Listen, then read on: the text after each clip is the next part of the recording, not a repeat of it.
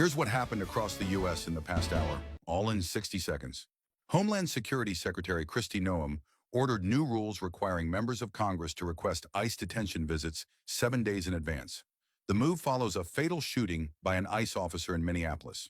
Former Representative Mary Peltola launched a bid for Alaska's U.S. Senate seat, challenging Republican Senator Dan Sullivan. Her entry gives Democrats a high-profile contender in a state that uses ranked choice voting. New Jersey lawmakers advance bills to limit federal civil immigration activity at sensitive locations, restrict collection of immigration status data, and codify the Immigrant Trust Directive. Governor Phil Murphy will decide whether to sign them. Nearly 15,000 nurses walked off the job Monday at several major New York City hospital systems after contract talks stalled. Hospitals activated contingency staffing, while the union demands safer patient-to-nurse ratios. Minneapolis Police Chief Brian O'Hara said a fatal shooting by an ICE officer was predictable and preventable as tensions rose over federal raids. He warned aggressive tactics can erode trust and hinder investigations. Florida Governor Ron DeSantis called for an April special session to redraw congressional districts ahead of the 2026 midterms.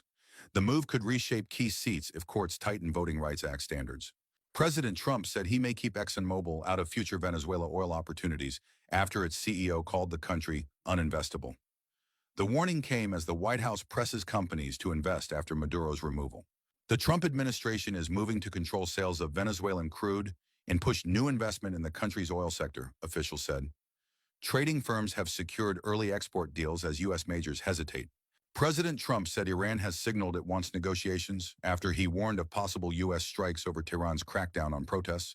Activists said the death toll has risen to at least 646. In an opinion piece, election lawyer Mark Aliala warned that efforts to change election rules could leave the 2026 midterms more vulnerable to interference. He urged stronger safeguards and independent oversight.